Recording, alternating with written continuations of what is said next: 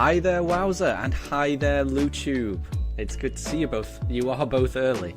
Oh, LuTube, you're here, but you've not got the sound on. I see. Then I'll just write, hi there, LuTube.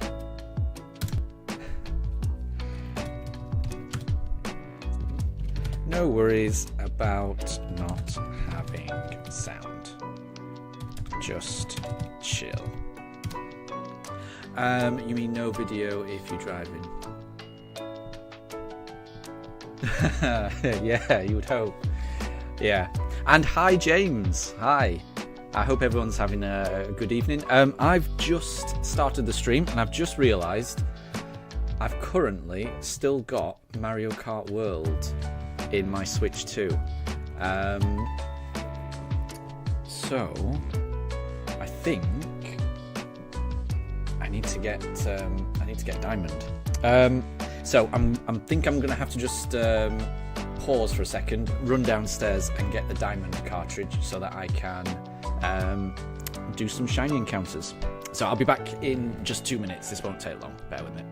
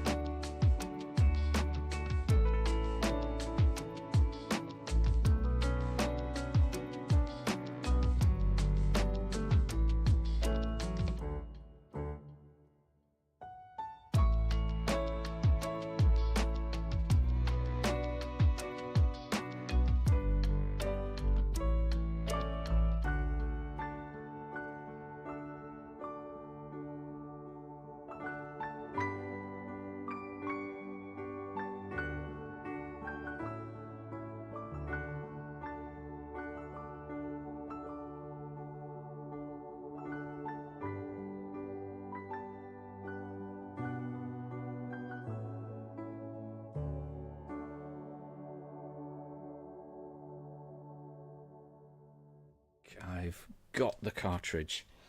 Let me just pop it in.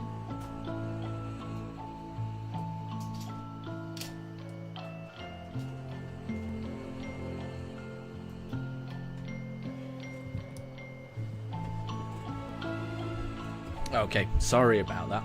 Yeah, I was playing Mario Kart with I was playing it online with my brother and my nephew yesterday. Having a good time. It's a good game, that. Wowzer, you're about to learn for German. Guten Gluck. Is Gluck look? I took German GCSE 26 years ago, so I don't remember most of it. If there was one language that I might possibly, if I really put my mind to it, I might be able to figure out, I always felt it was German. German almost made sense to me. But yeah, good luck with that. If you're learning German, good luck with that. Please play Mario Kart. Yeah, I would like to play it, but more than anything, I want to find this shiny more than absolutely anything. So it's got to be Switch. It's got to be. Well, I've got to play the Switch and I've got to get this shiny. Maybe once I've done all my shiny hunts, then maybe I'll do a Mario Kart stream. I am enjoying that game, I must say. I'm not an expert at it, but it is quite fun. Oh, hang on. Sorry. The image is backwards on the Switch. me just flip that.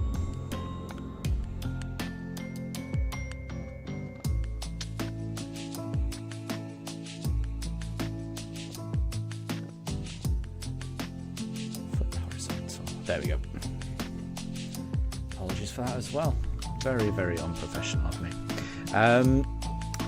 Yeah, I do feel very lucky to have the Switch too. It was difficult to get a pre-order for it, and yeah, it makes a big difference playing Diamond and Pearl. It's a lot faster than the Switch one. Absolutely. Oh, I've got the wrong... Hang on. I've got the wrong overlay, that's why. There, that's better. That's more like it. Right. Right, okay, so very first one is not a shiny Chimchar. So now we're on 2,301. Okay. So, Wowzer, you're playing Brawl Stars. And you want to play Mario Kart World? Yeah, don't blame you. Yeah, it is a good game. It is a good game. I've only scratched the surface of it. I've played about maybe 12 rounds of the battle mode, and that's really fun. And just being able to explore the world while the matches are waiting to be loaded is quite fun as well. So I've enjoyed just driving off course, finding Peach Medallion coins and secret routes and things like that. It's quite good.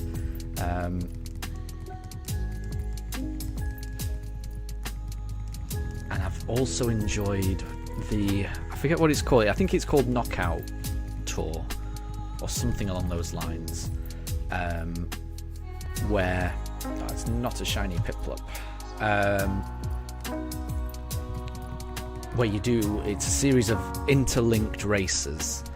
And then it gradually whittles down the field. So the first checkpoint will be you've got to be in the top 20. And then a bit further down the line, only the top 16 will qualify for the next section. And it just gets, you know, the field gets whittled down until there's only like 6 or so players left.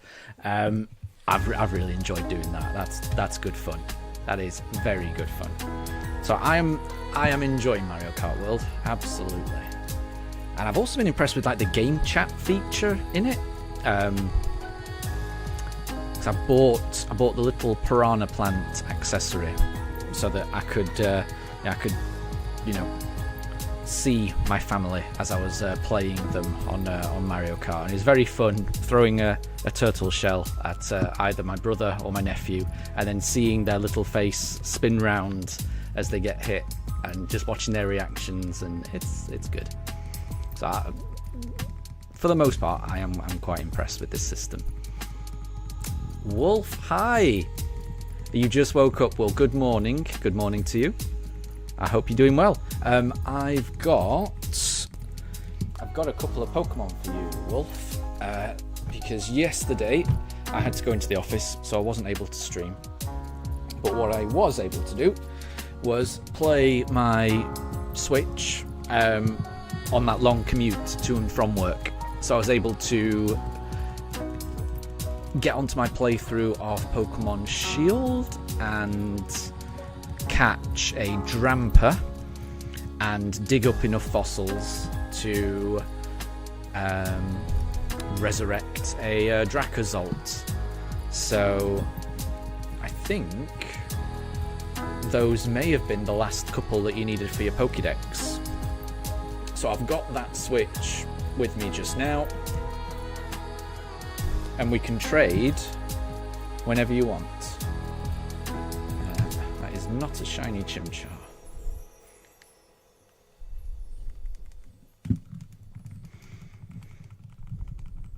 So, Wowzer, you're saving up $200 for a used GT Neo 3 Naruto edition for COD Mobile.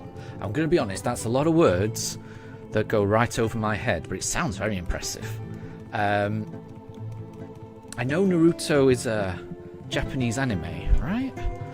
I don't know what a GT Neo 3 is though. And I don't know what a COD mobile is either. But they all sound very, very interesting. All sound very interesting.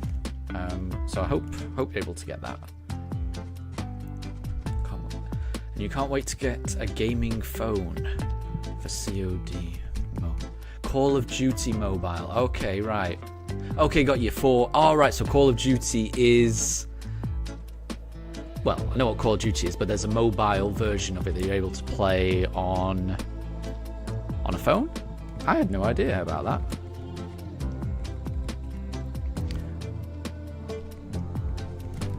I've never been able to get into Call of Duty.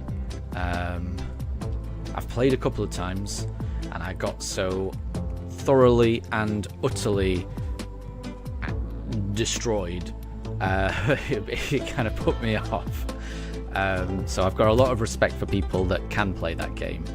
And it looks very nice. It looks like a very nice game, Call of Duty. And I can imagine if you're playing it with friends or something like that, that it'd be, very fun to play as well. And don't apologise for speaking in gamer. I need to learn more gamer. And there's nothing wrong with being a tech nerd either. That's a badge you should wear proudly. But yeah, no reason to apologise for that. Yeah, I need to learn all this stuff. It's useful. So it's a gaming phone, but it's on the more affordable end of the spectrum. Nice. That sounds pretty good. Wolf, you streamed yesterday, but you streamed Scarlet instead of deciding to do the Shield plan. And you ended up choosing Quaxley and named him Donald. Very nice, very nice. That is a good name for a Quaxley. And you transferred Donald to Violet. And you've unlocked his hidden ability Moxie. Nice. But you gave up on Shiny Hunting Lavatar. That's a shame. That's a shame. But I think a monotype rock run that you were planning anyway in Pokemon Shield, I think that would be fun, with or without shinies. So I think maybe just doing a monotype run is fun enough. I'm not sure. But it's up to you. It's up to you. So yeah, Wolf, if you still needed either the Drampa or the Dracozolt, let me know, and we can trade. Because I've got my Switch right here. I've got my copy of Pokemon Shield. I just need to connect to the internet on it.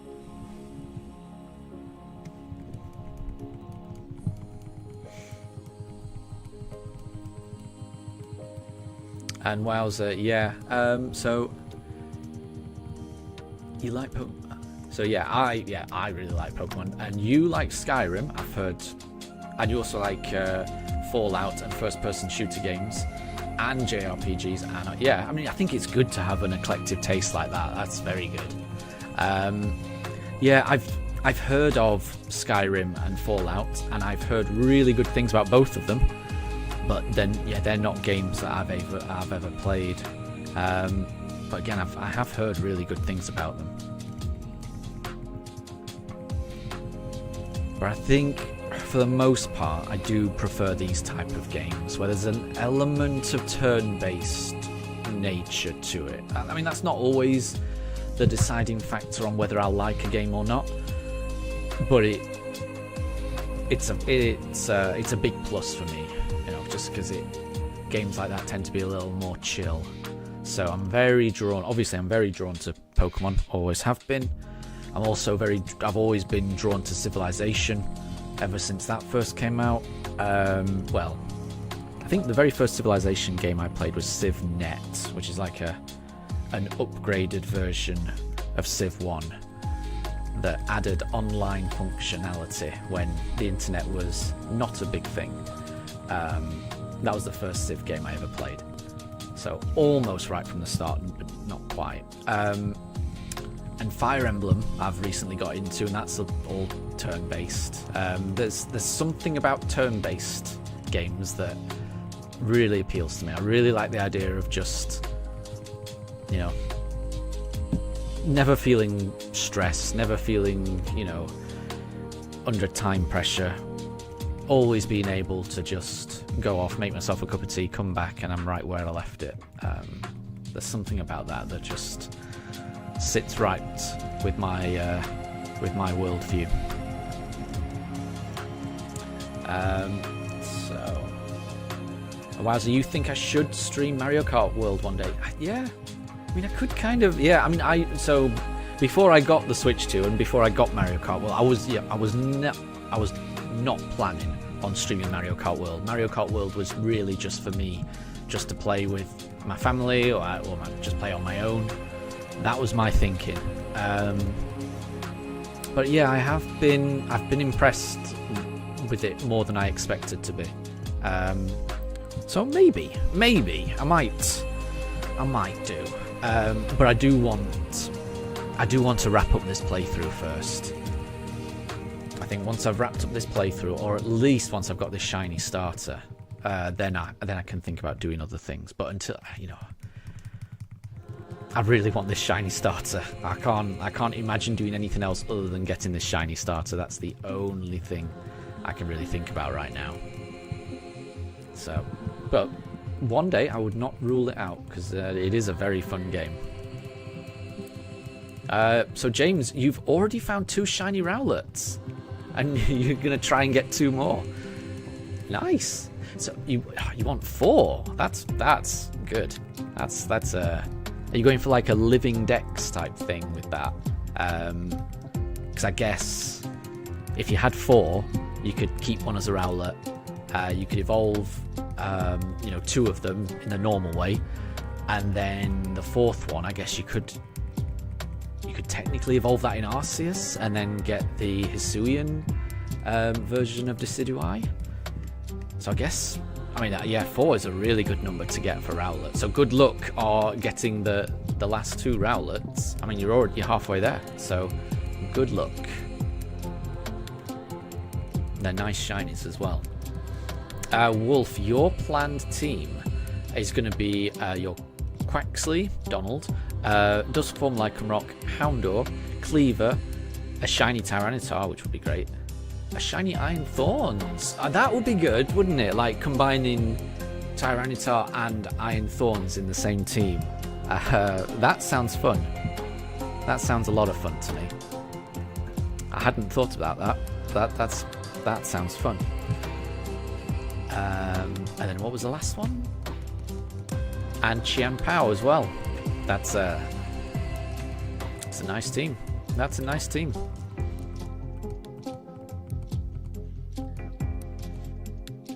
But you're trying to decide who to replace the starter with, and it's going to be either Cleaver, Shiny Tyranitar, or Shiny Iron Thorns. Yeah. They're all good options. They're all good options. I must say I've never done a playthrough with either Cleave or Iron Thorns, so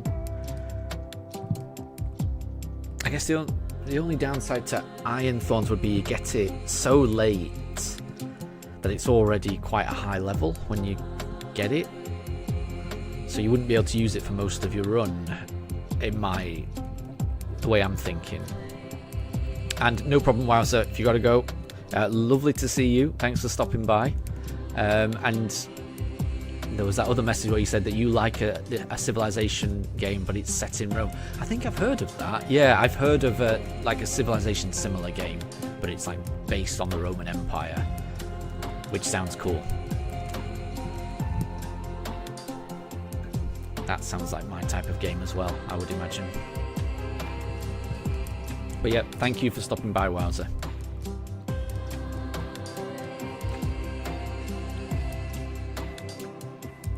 And Wolf, when you were trying to find your Iron Thorns, you didn't just find an Iron Thorns, you found 2 Iron Thorns. That's very nice. That is very nice. It's always nice when that happens. So congrats. And you're right, the starters do evolve really fast.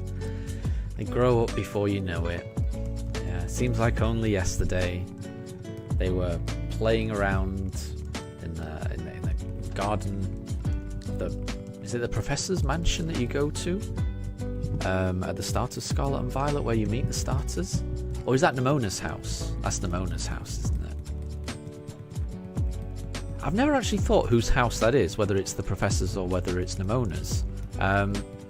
Whoever's house it is absolutely loaded, because that is a massive house, isn't it? I'm kind of thinking it was Nemona's, but it's never struck me to think about whose house that is. It is noticeably bigger than any other house that you see in the game. So that is a rich family that lives there.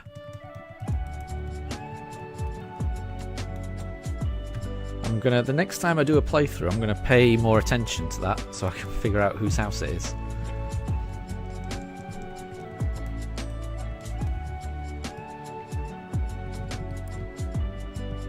Okay, we'll go for a Chimchar this time. Ah, Wolf. So it is Nemona's house. Wow. I mean, that's fair play to her. You know, she became the champion. And she's got a mansion. It's very good. It's a really nice house, right on the beach as well. Prime real estate, that is. Prime Paldean real estate.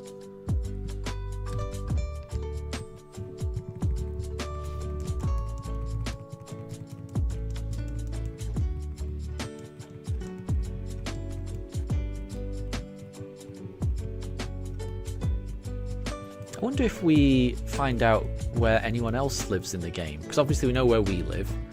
We know where Nemona lives, because she lives in that absolute mansion. I'm wondering if any of the other characters have houses in Paldea. It's a shame you can't go into any of the houses, isn't it?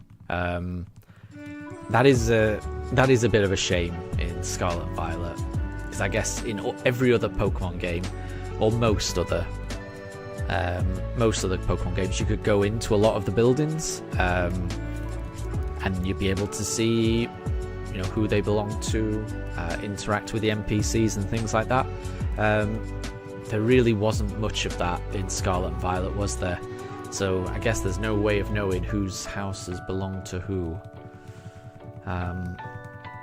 Maybe in the next game they'll allow people to enter houses, because that was something I missed. It was always nice just being able to go into the houses that you were exploring when you reached in a new town, because there was always that thought of, ooh, could one of the NPCs give me a TM or something like that.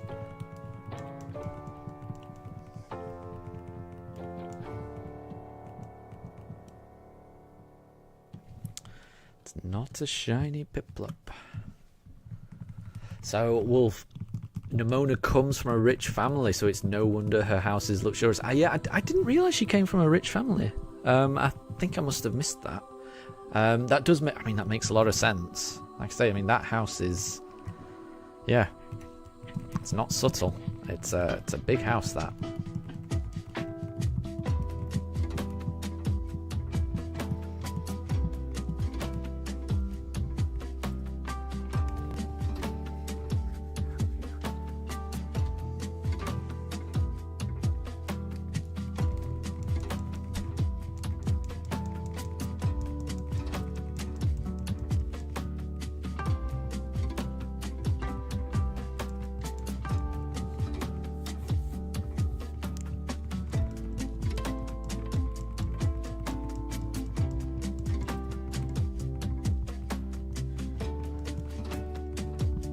Ah, so Wolf, you're kind of continuing the story a little bit off camera, and then yesterday you managed to defeat the Clorf Titan, and it was Aquajet that really helped. That's nice. Yeah, it's always good to beat the Titans. They're the bits I like the most. I think we've talked about this before. Like, obviously the Arven Titan storyline is the best. I think we're all in agreement on that. It's the best storyline of the three. Emotional, amazing, great characters, great Pokemon, just perfect. But it's also really good because it just gives you the best rewards. You know, doing those Titan battles basically just unlocks Paldea. You know, every Titan battle just, you know, makes your you know, your ride Pokemon that bit more capable of traversing Paldea in new and different ways, and it just feels really good. You know, it feels amazing unlocking like the surf and unlocking gliding and unlocking climbing. Those three are the big ones. Jumping's good as well. Running I don't use too much, but it's better than nothing. And it's just such a big upgrade, and yeah, you really feel your game improve after you've had those Titan battles, I feel. So I always like doing them. And Wolf, the next thing on your quest is going to be the Bug Gym, and your Lichen Rock, or your... Oh, I see. So, yeah, when I saw Midnight, I thought it might be the Midnight form, but I think you've got a Dusk form anyway, so it's not Midnight form. When I saw Midnight, I got confused with Lichen Rock. Midnight is the name of your Houndour. That makes more sense. So Houndour's gonna do really well in that battle. Again, is it Katie, the Bug Gym? But yeah, that will be a good fight.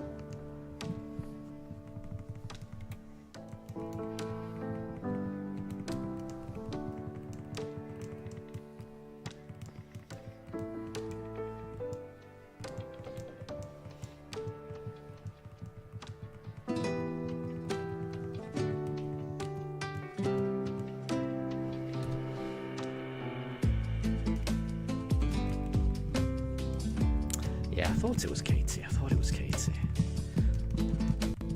I do sometimes struggle with names. But yeah, I thought that rang a bell.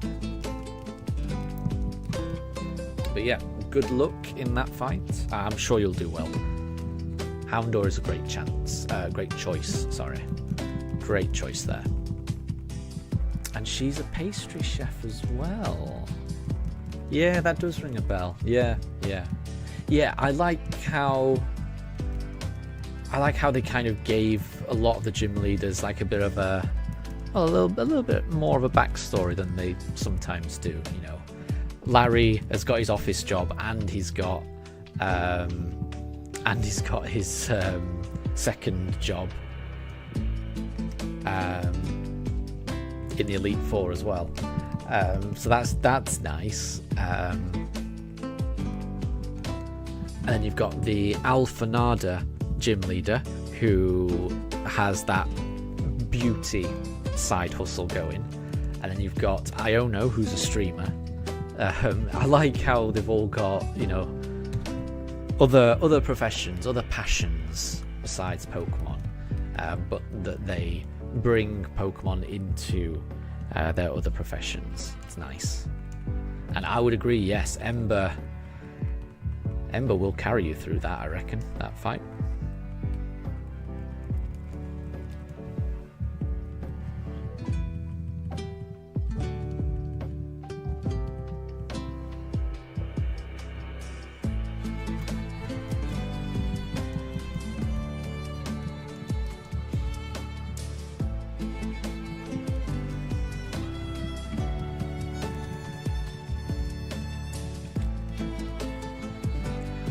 So I'll be streaming for probably another hour and a half. I say probably because I have no idea how many encounters I'm going to get through. When I was just using the Switch 1, I used to have a very good idea of how many encounters I was going to get through, because it took a very specific amount of time, and I was only focusing on one thing, so I could be very certain how many encounters I could get through each hour or so. Now I'm running 2 at the same time. I am finding I'm less efficient at them both, so I'm kind of forgetting to do one or I'm not doing, you know, them as fast. So I can't just double the time. But also, this Switch 2 is so much faster than the Switch. Like, the load times I'm experiencing are just way better than the Switch. So it's hard for me to gauge exactly how many encounters I'm going to get through. And I like to end these streams on a round number. So we're on 2,324. We're definitely going to get through. Well, if we've got through 25 in half an hour, we might be. We'll probably get through to 2,400, I reckon, and that should be a nice round number. So that's my goal at the moment. I'm going to aim to try and do another 75 encounters, and I'm thinking, if my maths is right, yeah, that should take me about an hour and a half, which would bring me to roughly when I want to end the stream. So that's what I'm going to aim for today, I think. Ending the stream on 2,400 encounters. So that's a decent chance of getting a shiny. Who knows? Wowzer, you're going to listen, but you're going to do some German homework? No, not a problem at all. It's very responsible of you. Good luck with that. Yeah. I was about to try and say something in German, but I'm rubbish at it. I am rubbish at it. Einfach klasse. That means something. I don't know what it means, but it means something. And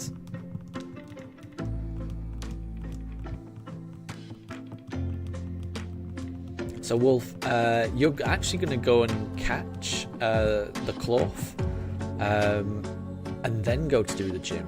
Interesting. And I didn't know that. So female Growliths are rarer, as opposed to Vulpixes, where the males are more rare in that species. I didn't realise that. But I think I did know that some species have differing gender rates. That does ring a bell.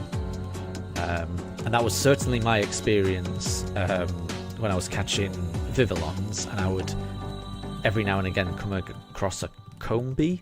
I feel that the males must be way more common in terms of Combee, because I had so many male shiny Combees as a side effect of me shiny hunting Vivillon.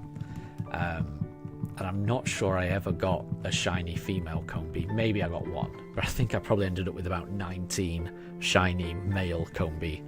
So that makes a lot of sense, that there's differences in gender ratios between species based on what I went through with Combee. And Wolf, yeah, so that just confirms it. Yeah, some Pokemon are just rarer with certain genders. That makes a lot of sense. Yeah, I can totally believe that. I can totally believe that. And I think that's a shame. I think it should just be 50-50, surely. But oh well.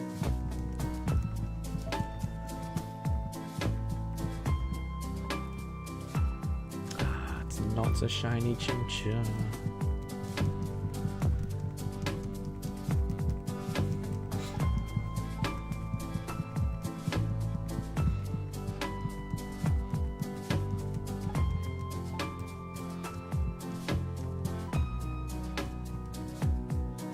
And Wolf, you managed to actually transfer a Vespiquen, so you didn't have to evolve it. That helps, because yeah, I always struggle to find a female one. In my mind, they must be rare. And wowza, you didn't get the Switch 2. I mean, because none of your friends were buying it. I mean, that's fair. That is very fair. I think that makes a lot of sense, because I think a lot of the draw of that system is being able to play with friends, and if the people that you spend the majority of your time with and hang out and things like that, if they don't have the console, then yeah, it makes it less appealing. Oh, what am I doing? What am I doing? I'm in the wrong. Oh, I'm in the wrong. Don't know what I did there. Ah, that's what I did. There we go. See, this is the problem doing two things at once. I end up doing weird things. But yeah, no, I can see that perspective. If a lot of your friends are not getting it, then yeah, the appeal of the system goes down. A lot, there's not many games out that are Switch 2 exclusives. The only one I'm aware of is Mario Kart World. I'm sure there's more, but to me that's the big ticket one. And I feel like the main draw of Mario Kart World is exploring the world with friends. So if your friends aren't buying it, then every other game that's on the Switch 2 is pretty much available on the Switch 1. So why pay the extra? I can see that point of view. Yeah, I mean, I will say the Switch 2, it runs very well. I've been impressed with it. And it does make a difference to the loading times on games, even games that haven't received that that upgrade that Nintendo keeps talking about. Like Nintendo haven't mentioned any kind of upgrade for BDSP, but BDSP just runs better on the Switch 2, just because I guess it's a more powerful piece of kit. So. And thank you very much for the shiny look, Wolf. Thank you. Hopefully I get the shiny. Hopefully I get the shiny. I've gone through a lot. Who knows? And Pranjul, hi. Welcome to the stream. Good to see you again. I hope everything's going well with you. Everything's good with me. I've been able to work from home today, which is always nice. So it's been a fairly relaxing day for me, and I'm able to unwind with a little bit of a shiny hunt. And let's see if we can get a shiny. Fingers crossed. It's possible. I'll be doing up to encounter 2,400 today. That's the plan. So, I mean, we'll see. We'll see. We'll see where we get to. So, Wowzer, you've got a PS3, an Xbox Series X, and an Xbox One because your dad's a gamer. Nice. So you've pretty much got every game you'd ever want to play. That sounds awesome. That sounds very cool. And Homer, welcome to stream as well. Hi. I hope you're doing well.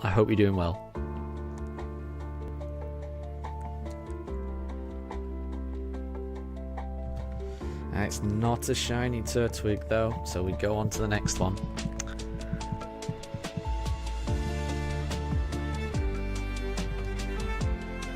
And wowzer, if Homer was American, then you'd be calling Homer J. Simpson. Yeah, that is Homer's name, isn't it? Am I right in thinking this, Homer, you said that you were in Brazil? I think I remember that. And Homer, you're saying that you're not American, but you have been compared to Homer Simpson a few times. Very nice. Pranjul, why was there no stream tomorrow? I think, do you mean yesterday? Why was there no stream yesterday? And that would be because I work in an office, and a lot of the days that I work in an office, I can work from home. So today is one of those days. And on the days that I work from home, obviously once I finish work, I can just do a few things, do a few errands around the house, and then that gives me a decent amount of time in the evenings to stream. However, if I have to go into the office, which at the moment I'm having to go into the office about twice a week, and that's usually on Mondays and Fridays. Those are the days that I prefer to go in because typically the commute is a little bit less sardine-y. You know, I feel less like a sardine packed into a can on Mondays and Fridays. Typically, the trains and the underground, it all runs. There's just less people, so I prefer to go in on those days. But on those days that I do go into the office, so it's usually Mondays and Fridays. It's quite a long commute for me. So by the time I get back from the office and get back home, there isn't enough time for me to stream, really. So I can only really stream midweek on the days that I work from home. So yeah, that's why there was no stream yesterday. And Pranjal, you don't have any console, so you just play emulators on the PC. That's cool. I mean, there's loads of really good emulators on the PC, from what I've heard. I haven't played on them, but I've heard that if you use an emulator, you can. I think that unlocks a whole world of like fan-made games as well as the originals. So I don't think that's a bad way to play it, honestly. Seems to me like you might have more options playing it that way.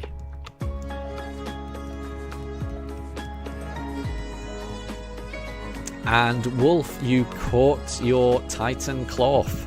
Well done, congrats. I mean, it's always good to have a former Titan in your team. That's always nice.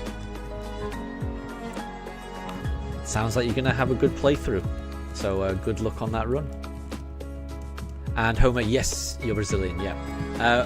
But you have a question. What should you call me?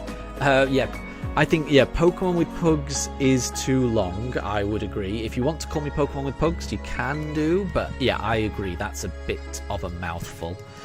You can either just call me Pugs, because that's in the name and that's easy to remember.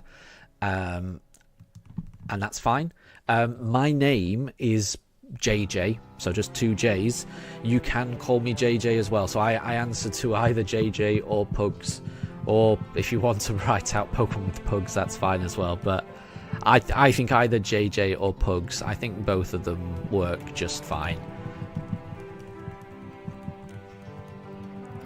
And Wolf, speaking of names, you're thinking of naming your Cloth, and you're thinking of naming her Mrs. Krabs after Mr. Krabs' mother in SpongeBob. Nice.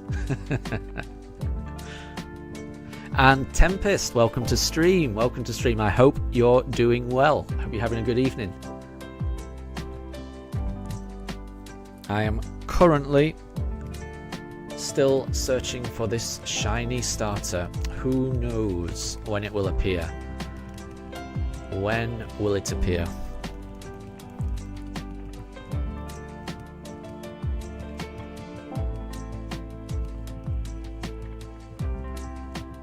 And Wowzer, you think I should be called Pugsley, which is a Harry Potter reference. I've seen Harry Potter. Pugs. I'm trying to think. I think the reference is going over my head. I have watched the Harry Potter movies, and I think I've tried to read the books, but I'm a bit of a rubbish reader. I think I got halfway through the books. I think I got halfway through the books up to the point where there was like a Wizarding World Cup, and then I lost track of where I was, and then gave up with the books. But I've watched the movies.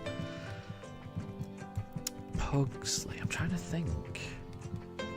Is that the name of Harry's like uncle and cousin or something? Yeah, I'm showing my poor Harry Potter knowledge. I'm sure I know there's a reference there, but it's going over my head, so apologies for that. Apologies for that.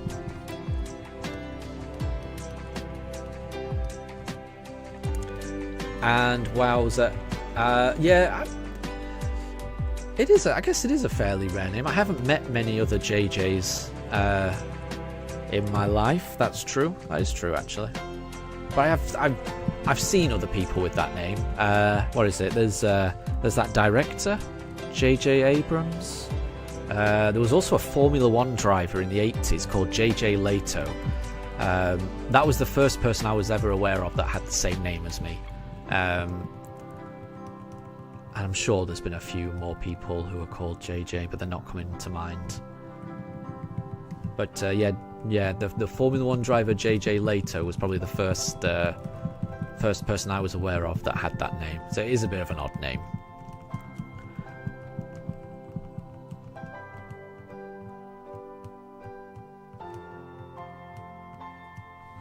And Tempest, you're having a good evening. You've had a nice takeaway.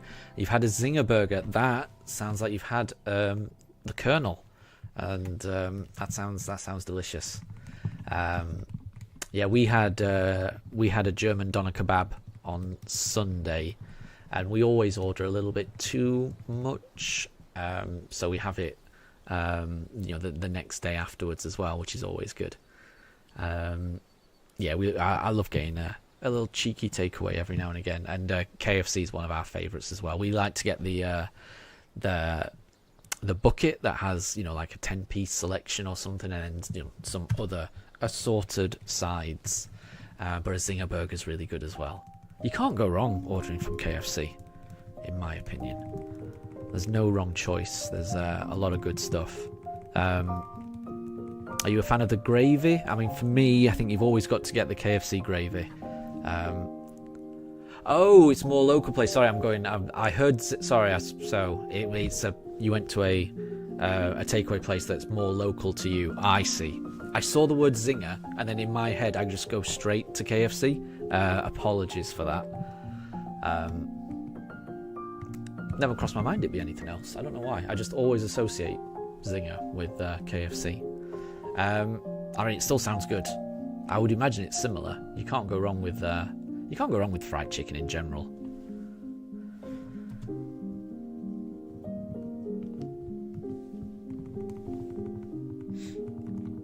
Pranjal, do I have a collection of plushies?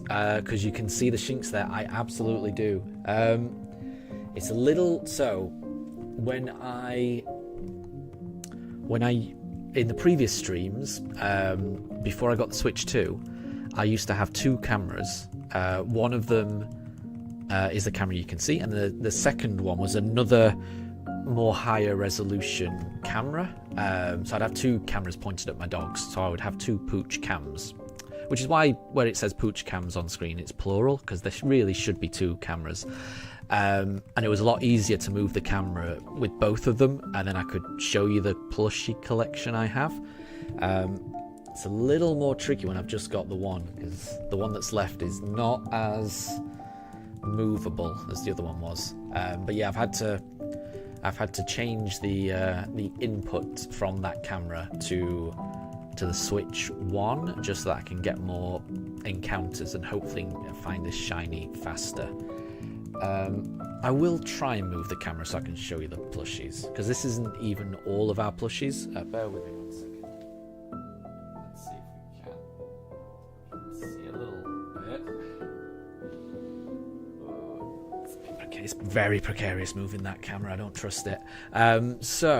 You should be able to see, we've got, starting at the top left, we've got a Togepi in the corner, then there's a Pidgey, then there's a Plusle and a Minun, then right at the back there's a Shroomish, and at the back again there's a Hoppip, then just to the front there's a Caterpie, a Vulpix, an Azuril, and a Fuecoco. Then just underneath those there's a Poltergeist and a Sinistchar, a Hearthflame Ogerpon. Then in the drawer there's a Riolu, Pikachu, and a Magikarp. And then just above them, there's I don't know if you can see that, there's a Vivillon with the garden pattern. And Daruk is not happy, so I think I'll have to leave that there. But yeah, we've got quite a few. I've got more plushies as well, just around the house. I think they're adorable. I think I'm also planning whichever shiny I eventually find. So whether it be a Piplup, whether it be a Chimchar, whether it be a Turtwig, whichever shiny I find on this playthrough, I'm kind of thinking of buying a plushie for that Pokemon, just to celebrate, because it's been a journey. It will have been a journey when I find this shiny. I keep meaning to add up the amount of time I've been searching for it up to now, but I'm absolutely certain it's over 60 hours. It could be way over 60 hours. I'm not sure, but whatever it is, it's been a journey. So when I do find it, I do want to commemorate it in some way, and I kind of like commemorating things like that with a plushie. So yeah. That's my plan. Once I do find it, then a few streams later, you'll probably see a plushie of whichever Pokemon I end up with as a shiny. You'll probably end up seeing it in the background somewhere.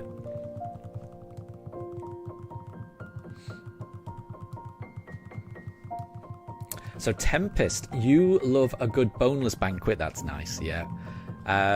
You like the gravy, and you like the corn on the cob as well. Yes, I'm a big fan of the corn on the cob. Very big fan of the corn on the cob. Good choice there.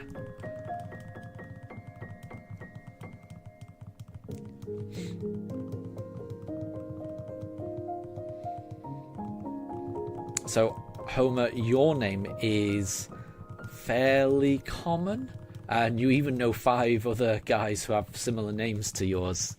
That's nice. That's nice.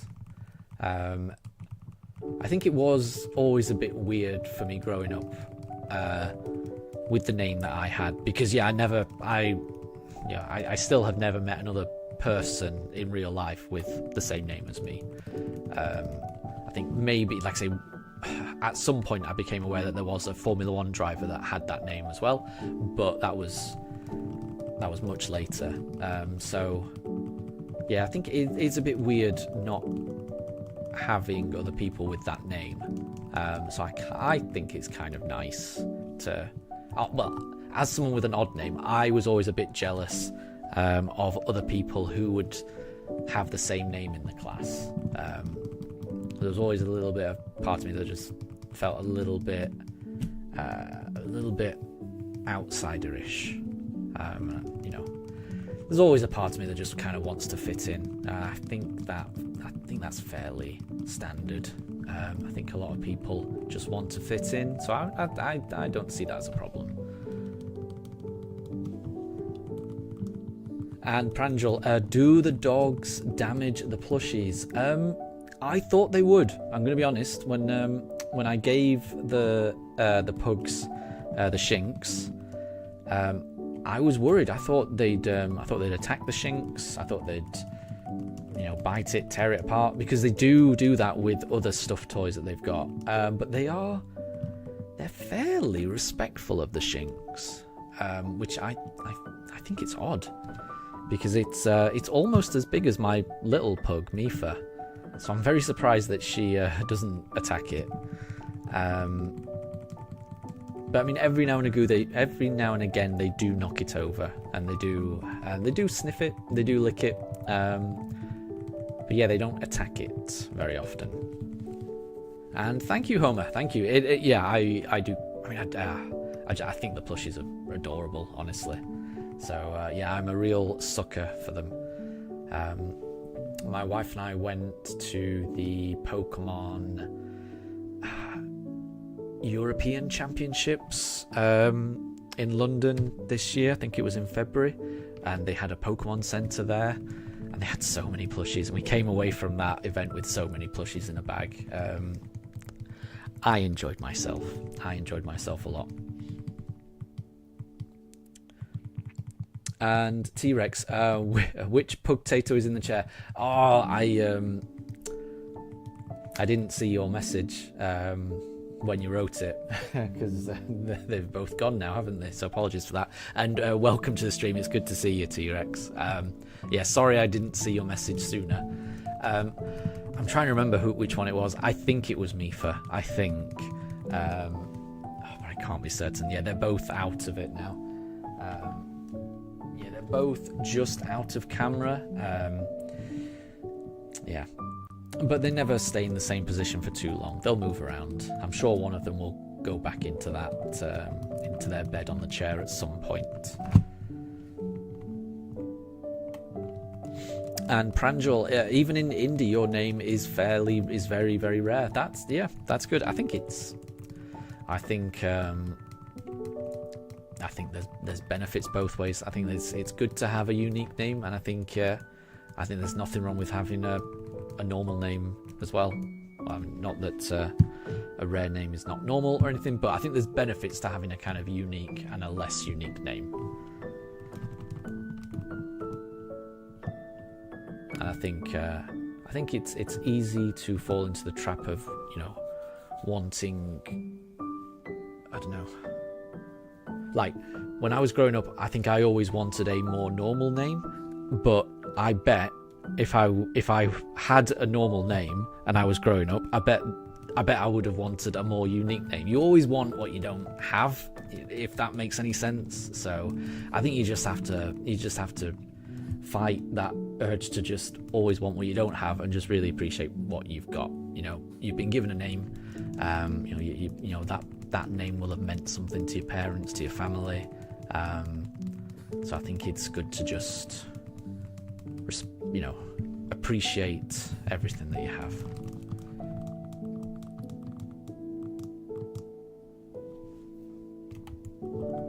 So Homer, the difference between your name and the people that you mentioned is that there's a name that follows to kind of make a full name. And so for you kind of, because you've all got the same or very similar part of the name, you refer to each other by your middle names, and that makes a lot of sense. Yeah. Because we had in our friend group growing up, we had a couple of friends who had the same first name, so they were always referred to by their surnames whenever we, you know, talk about each other, so that we'd always abbreviate their surnames when talking about them. It's just the way it goes, I think. And T-Rex, is that Monopoly on the bottom shelf? It is. It is Monopoly on the bottom shelf. We've got a few board games. Yeah, we do enjoy board games. We've got Risk, Catan.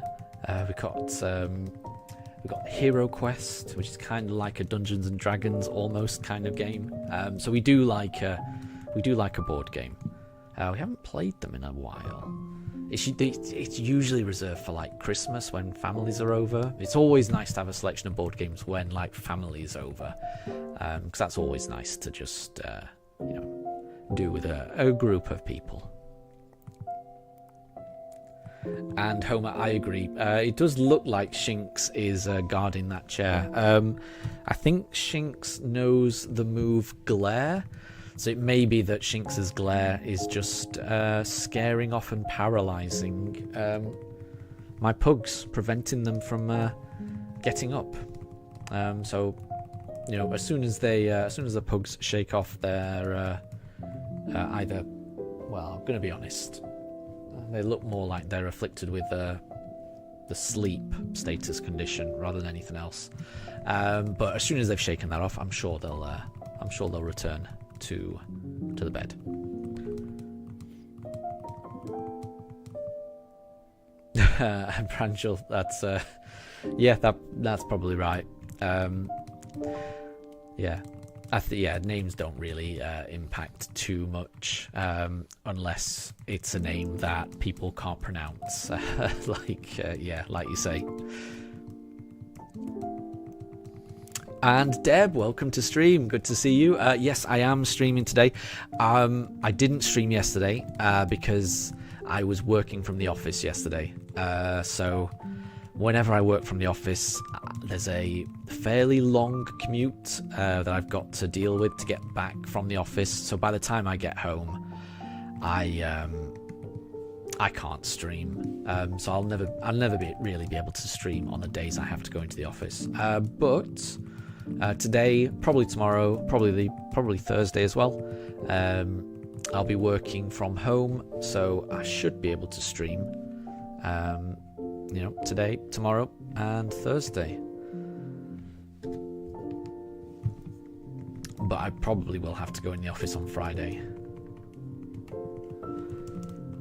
And still planning to dual screen. Yes, so I think the plan is to keep dual screening, so running the Switch 2 and the Switch 1, until I find this shiny starter. As soon as I find the shiny starter, then I'm going to go back to just having one system, because I will not need the other system after that.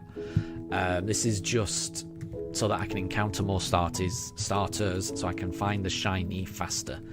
Yeah, so the reason I'm doing the Switch 2 and the Switch 1 at the moment is so that I can find this shiny starter quicker. As soon as I do, whichever profile finds it first, I will be finishing the shiny only run on that save file. I'm really hoping I find it on the Diamond and Pearl, the Switch 2 one, because then I can just keep going on the Switch 2. If I were to find it on the Switch 1, on the Shining Pearl save file that I'm doing on the Switch 1, I will probably have to do I'll have to see if I can transfer that save file over onto my new Switch 2, because the Switch 2 is noticeably faster.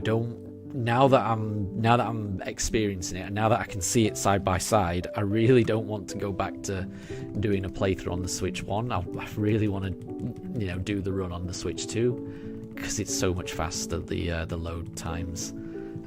Because a part of me kind of wants to do another soft reset for a shiny at some point in this playthrough. I kind of want to reset for the box legendary at some point, and that would be at least twice as fast on the Switch 2. So I'll have to look up if there's a way to transfer it over.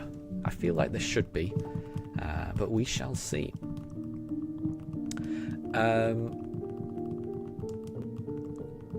T-Rex, I should use an awakening on the Pugs. I should do. But I can't.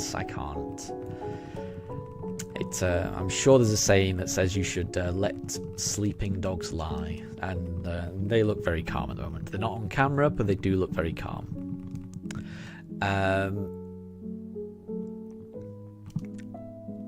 So, Homer, where you are, referring to someone by their last name is a bit odd.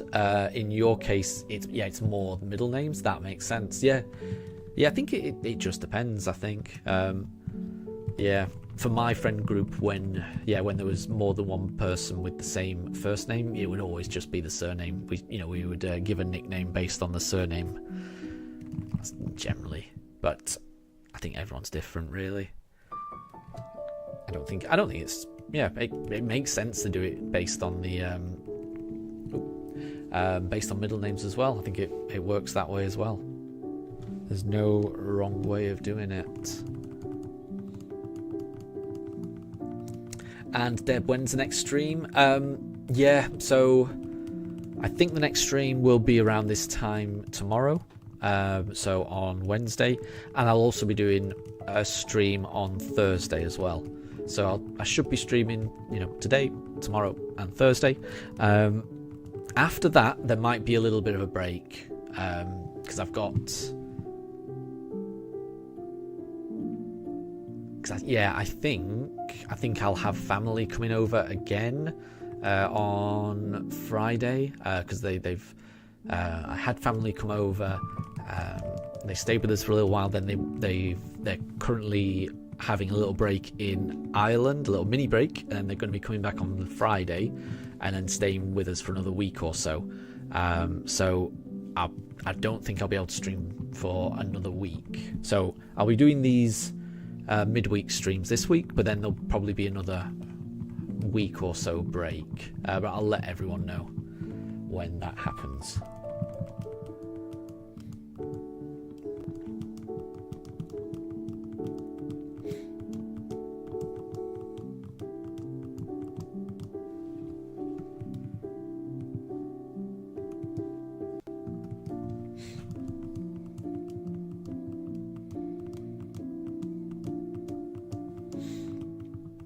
And Deb, so I mean, I've had my tea or dinner, and so have the pooches, my pugs. So we've all had our evening meals, and it was very nice.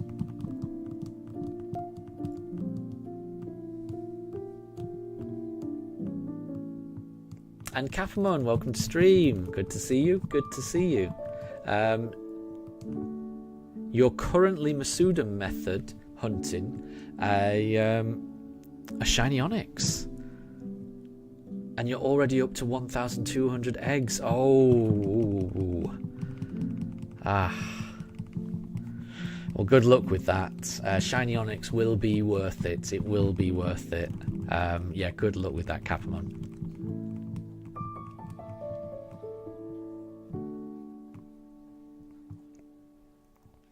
And T-Rex, are the Poltergeist or Sinistchar artisan form or masterpiece form?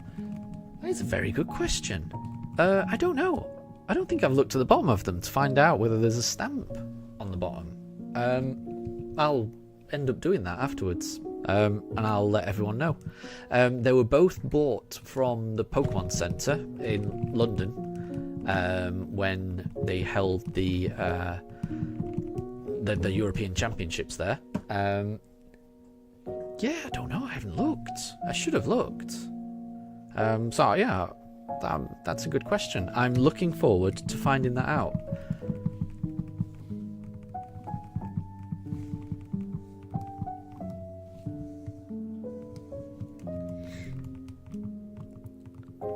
And Homer, you feel that the shiny is coming. I really hope you're right. I really hope you're right.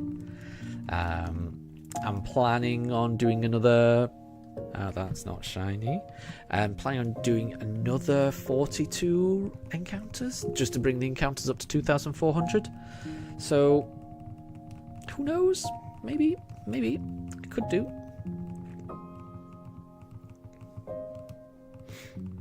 But yeah, thank you for the shiny look. I hope it's coming. I hope it's coming.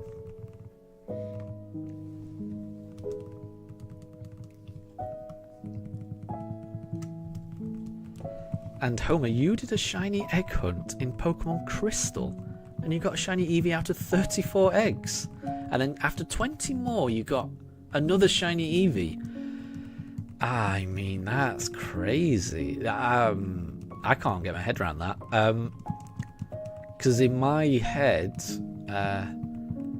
those older generation games, the odds of getting any shiny was so high. That, you know, getting a shiny was a miracle. So to get two or even get one that fast is mind blowing. Wow. And that's amazing. That's some great luck. So well done on that. And yeah, that does sound like a legendary day. If that happened to me, I don't think I would ever forget that. That sounds awesome. Yeah, Capamon, I mean, yeah, I really hope this stream brings you luck. So keep us informed. Let me know if you do manage to find the shiny onyx, because that would be awesome.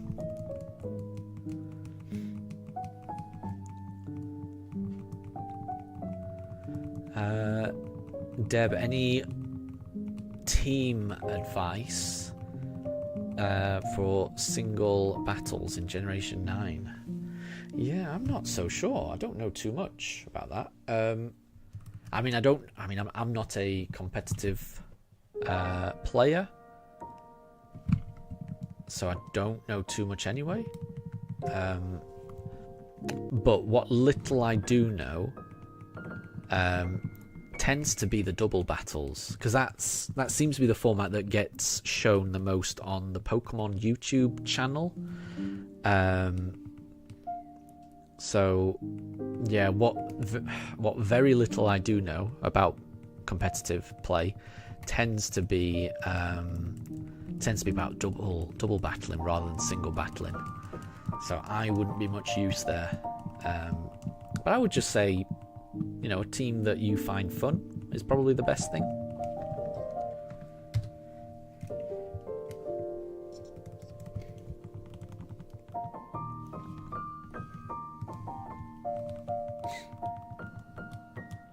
And T-Rex, you have the shiny charm.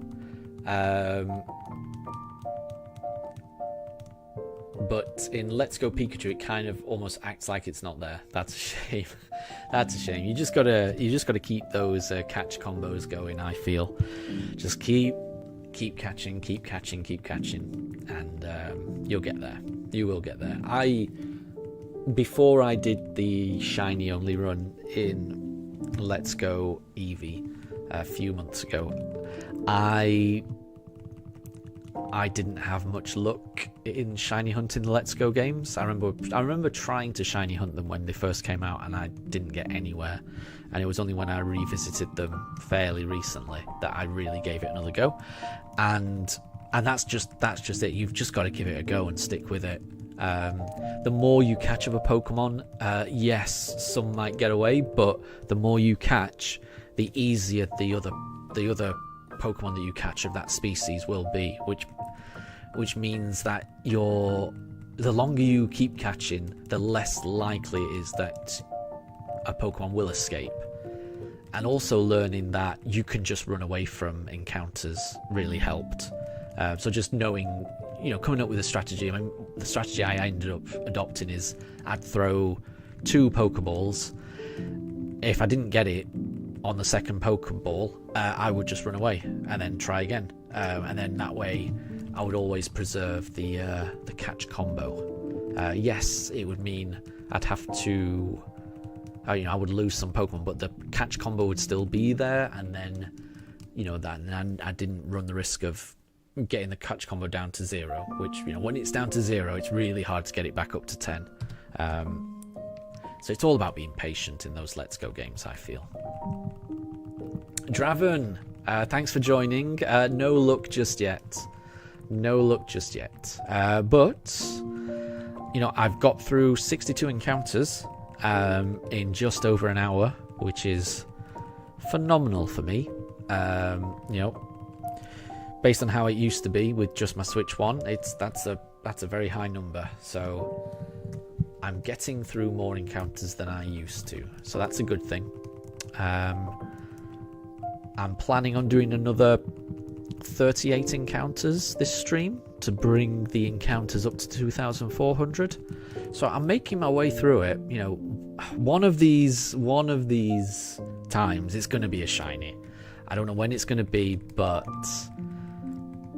it just feels inevitable to me. So it will be worth the wait when it finally does appear. So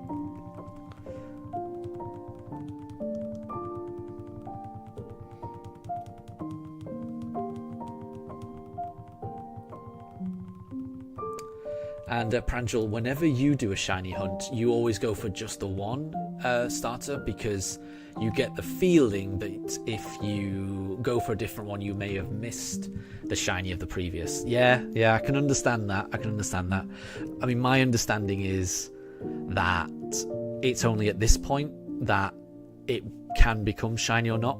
The shiny determination is not factored in at the box screen. It's factored in at the point the battle loads.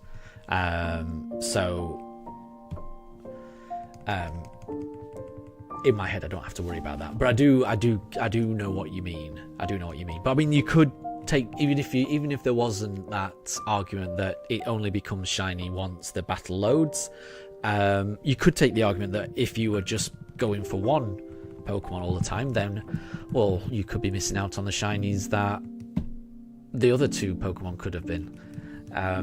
Life is all about opportunity cost. You can never really, any action you take, you're robbing yourself of taking another action. It's just probability. You just got to go with it, really.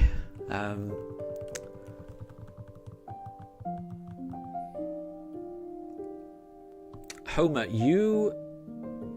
Oh, wow. So, Homer, there was a day when you were playing Pokemon Black. Everything was normal. You chose a starter. You went to the first route.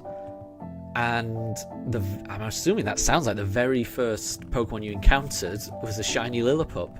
That's amazing. Did you have Pokeballs at that point?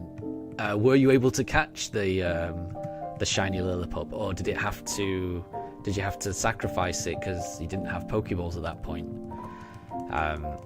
Because I know that I've encountered 2 shiny Starlies already on this on these resets, so I know that pain if that's what happened. But I hope you're able to get that shiny Lillipup, because that sounds great.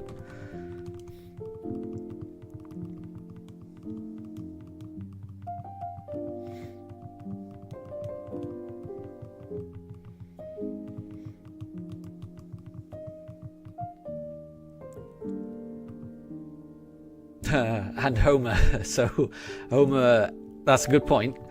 There is a chance that something could happen no matter how small. Yeah, absolutely. So, I mean, what would happen if, on both the games I'm running, what if they both generate a shiny starter at the same time? Would I end up playing both games? I tell you what, if that happens, yes, I would. The odds of that happening are so infinitely small that if it did happen, you would probably just have to say, even though I'm not sure I actually believe in it, I would probably just say that's fate and just say, well, okay, I'll have to play both of them then. So yeah, I think maybe I would, because I mean that would be an incredible journey. I think trying to play 2 games at once through the entire game. I don't know how that would work logistically, and part of me thinks that may end up being a multi-year endeavor, but maybe that would be worth it for the incredible odds that would spawn such a journey.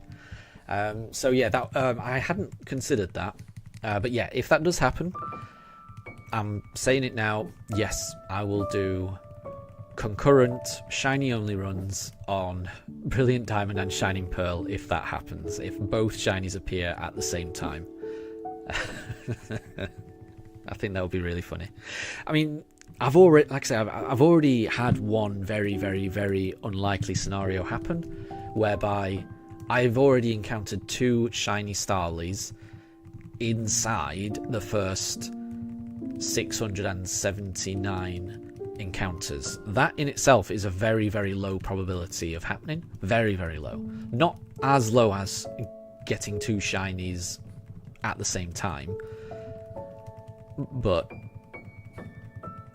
I mean, I was about to say but not far off, but it probably is far off.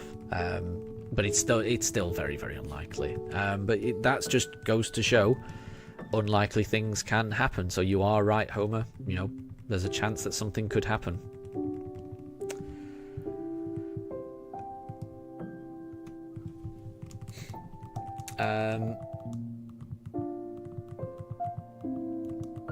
So Wolf, you're gonna evolve your Eevee.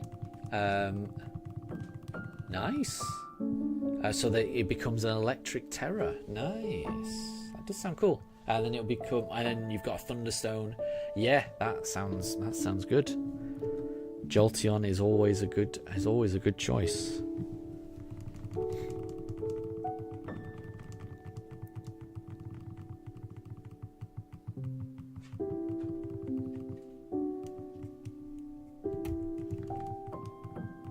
And Homer, you were able to capture it. Good. Oh, good. So you did have Pokeballs when you encountered that little pup. I'm very glad. I am very glad. Very glad to hear that.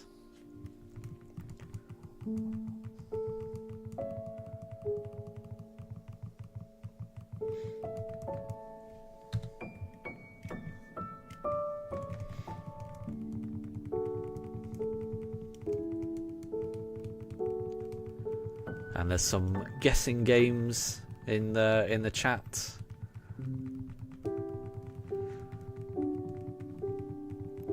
And it's absolutely fine if you want to, you know, guess each other's names, but equally if people want to just you know, keep their name you know, just to themselves, that's fine as well. So if you know, don't feel pressure to reveal your name if you don't want to reveal your name. There's, you know, nothing wrong with that as well. So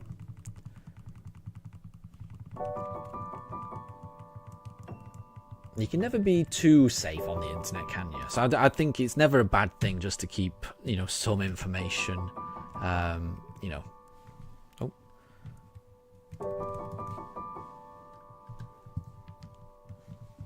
But yeah, it's always, I think it's always good to have some information not available on the internet. So yeah, don't go too heavy on the guessing names game, I should say.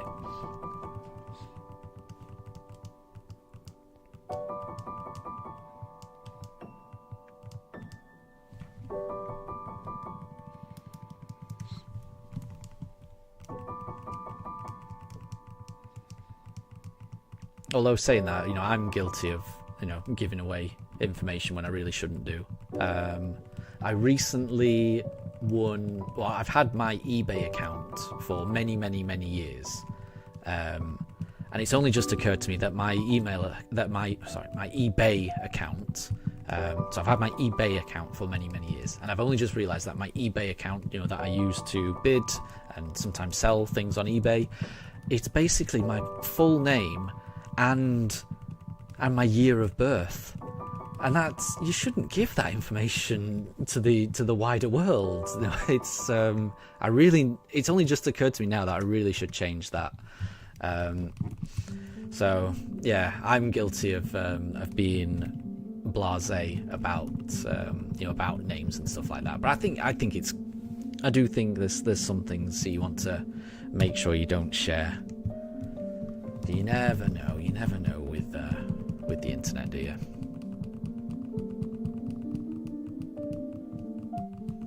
Yeah, no, I completely agree, Deb. Yeah,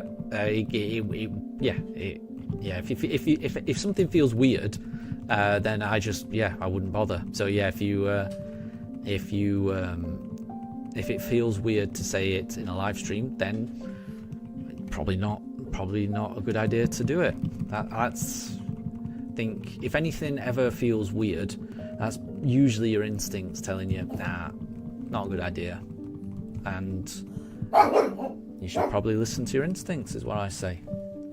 Apologies, that's Daruk, who's barking at something. I'm not quite sure what he's barking at. Apologies if Daruk's barking disturbs anyone. Daruk, what's the matter? Not quite sure why he's barking. We're in the attic, and he can often see things out the window, and he's generally not a fan of birds flying by and things like that. He gets very protective of the house, so whenever he sees birds outside, he feels like he has to protect everyone.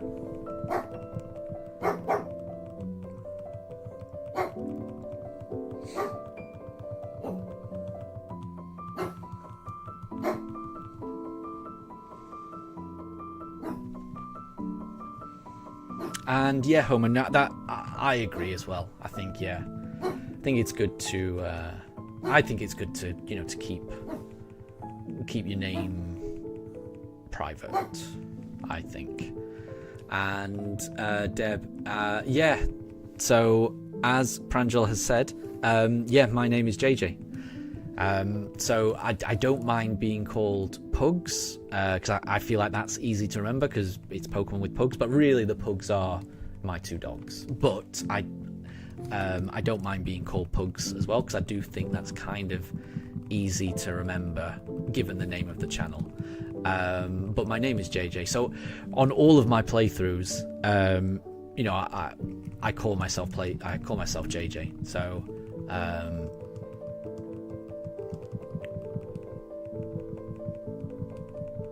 in fact, is that what it comes up as?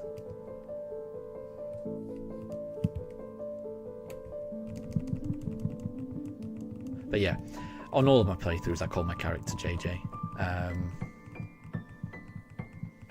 So that's me. that is me.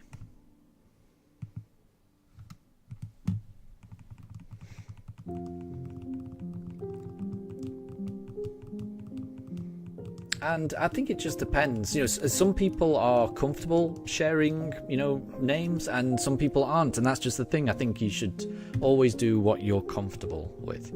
I think there's reasons to be cautious around giving your full name, but equally, if you're comfortable with that, then that's fine as well. I think the most important thing is to always just be careful. It always, you know, as long as it's your choice to provide information, then I think that's fair. It's whenever anyone else is, you know, suggesting to you that you should tell them X, Y, Z. And I'm definitely not trying to say that anyone's like that in chat. That's not what I mean. But I mean, just in general, life advice. If anyone who you do not know personally and you are not 100% certain that it is actually the person you think you're talking to, if it's anyone just asking you something, it never hurts just to be a little bit skeptical, because it's just easy to get caught out in certain things. I think everyone should be skeptical in life. Everyone should just always question, you know, what is happening in this scenario. Is this person really who they say they are? And now, I'm going way off topic of what's happening in the chat, because I'm now talking about just real life stuff.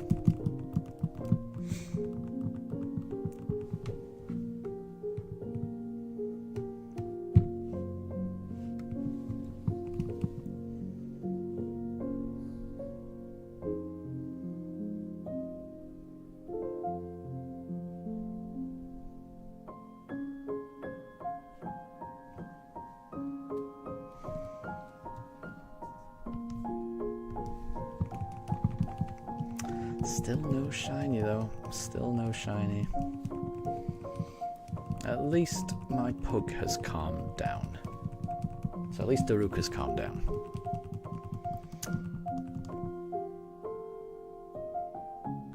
And Pranjul, you know, however you want to have your username is absolutely fine. So I mean, it's not about what is better or anything. It's about what you want. So yeah, don't feel pressured into doing anything in life.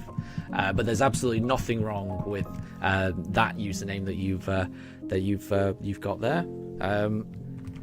It's however you want to be. It's however you want to be.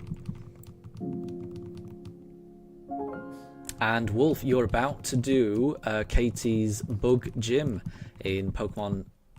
Was it Scarlet or Violet? I get confused, but definitely in Scarlet/Violet. And you're hoping that your Houndour Midnight can do it. I'm certain that it can. So good luck in that. Good luck. Favorite typing of Pokemon. So my favorite typing of Pokemon is Grass. I think I tend to pick the grass starters in most games that I play, just because I'm not sure there's a reason. I'm not sure why I first started picking grass Pokemon.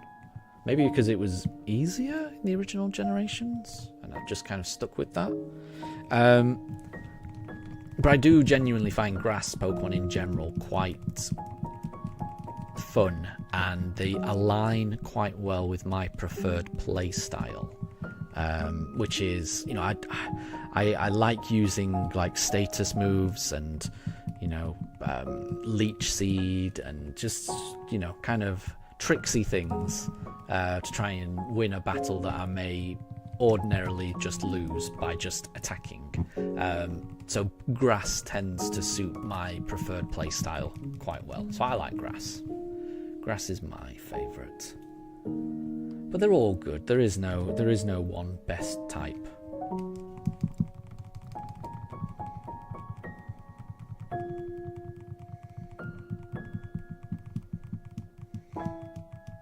And Homer, yeah. So your name is just Yeah, just like a nickname. And then when people find out that's not actually your name, they're a bit surprised. Yeah, yeah, and there's nothing wrong with that. And your favourite types are fairy, poison, and electric. Nice. That's a nice selection, actually. And Pranjal, yours is dragon. They are quite cool. I mean, so my favourite ever shiny is, probably Dratini and Dragonair. So I agree, dragons are cool. Definitely. Definitely. So I can see that.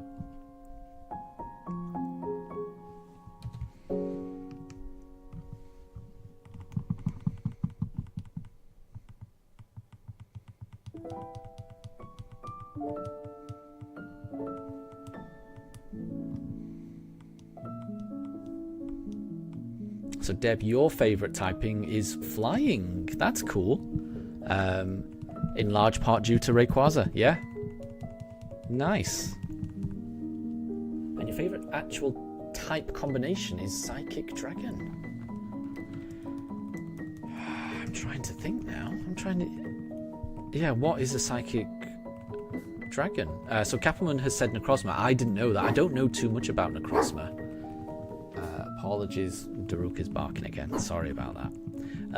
Yeah, I'm trying to think of a Psychic Dragon. I can't think of many. Are the Latios and Latias, are they Psychic Dragons?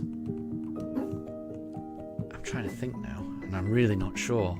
I feel like they are. And I really like those shinies. Those are some perfect shinies, Latios and Latias. Kappelman really likes Howlucha. Howlucha's got a great shiny. So Deb, you like a mix. So you like one setup or status. You've got one same type attack bonus, one... right. So yeah. So this is more like moves. So you like having one setup, one same type attack bonus, one priority, and then one coverage, any weakness that your Pokemon might have. I see. That sounds like a good way of doing it, to be honest. That sounds very good. That sounds very balanced.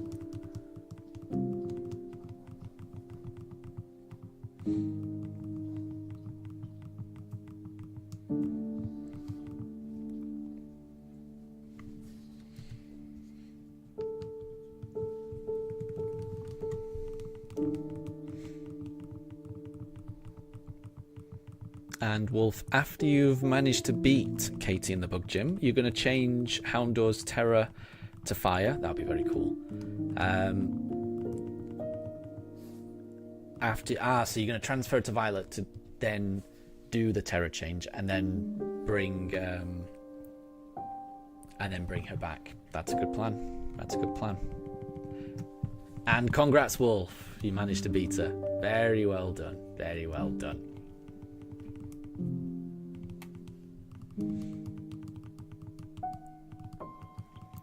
So Deb, Latias, and Hydreigon is Psychic Dragon. I'm embarrassed to know I didn't know that.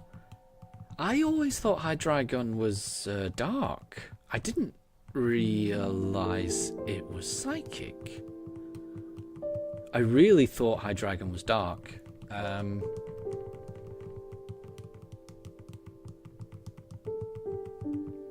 But I can't remember. Yeah, I'm very surprised about that. But yeah, I thought Latios and Latias were. I thought that.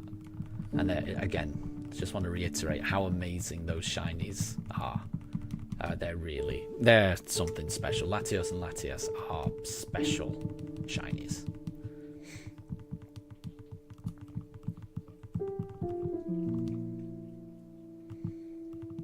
So Pranjal, yeah, dragons are kind of like mythical beasts that typically breathe fire, but there's a real lack of fire dragon types in all the Pokemon except Reshiram and Mega Charizard. Yeah, I'm trying to think of others, and I can't think of any others. That is strange, isn't it? That is strange. Yeah, that is strange. Yeah, so it does sound like Hydreigon is Dark Dragon. Yeah. I thought that makes more sense to me.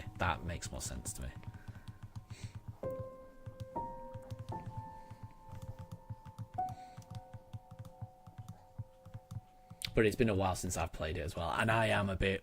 There's certain Pokemon that I do just forget the types. There's loads of Pokemon like that. I think Mawile is one I always forget the type. I'm pretty sure I know that Mawile is Steel, and I think it might be Fairy as well, but I'm not quite sure. I feel like Mawile always catches me out, and it's never the typing that I expect it to be.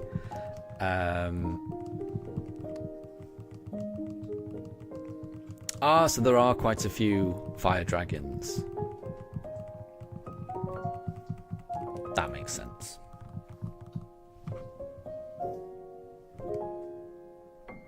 And Wolf, it might be one of the fan-made games, because there's lots of fan-made games out there that kind of mix up the typings a little bit.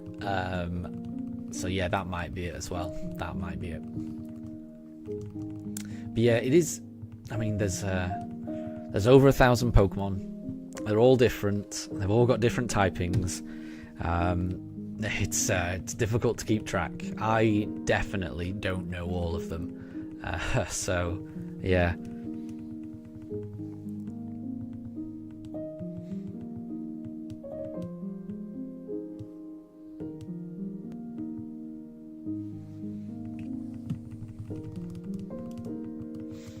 So, Deb, would I rather have a Charizard or a Blaziken?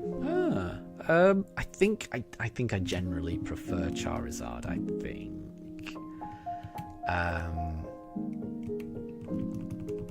Yeah, I think I just about prefer Charizard.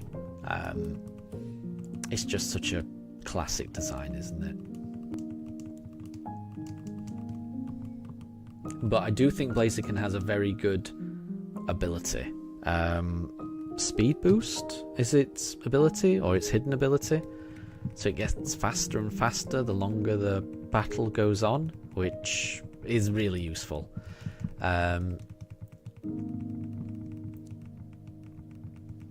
So they both have their pros, but I think I'd still go Charizard. Just.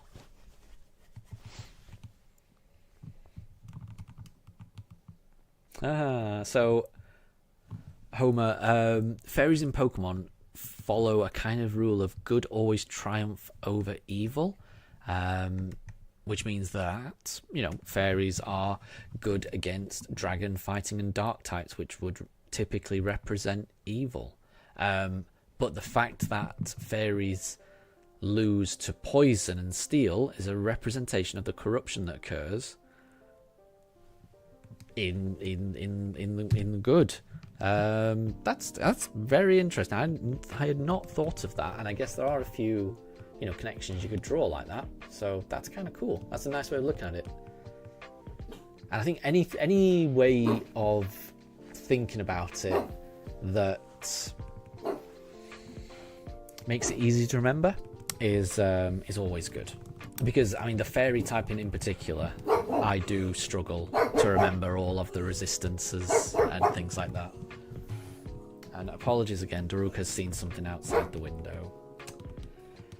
I think I really should close the curtains so he doesn't see so much. It is blatantly a bird's flown by, and he's taken great offence at that. So Captain Mawile gained the fairy type in Generation 6. That would explain a lot, because I kind of took a break after Generation 4. So I played the games up to Generation 4. So I played Diamond and Pearl. I also played Soul Silver. But then I took a break, so I didn't play Black and White, didn't play X and Y, didn't play Sun and Moon. And it was only Generation 8 that I came back when Pokemon came out on the Switch. So I played Let's Go, then played Sword and Shield, then played Scarlet and Violet. So that would make a lot of sense. So when I left, Mawile was a Steel type, and then when I came back, it had another typing. So that always catches me out. I am constantly surprised by Mawile. Yeah. But yeah, that makes a lot of sense, Captain.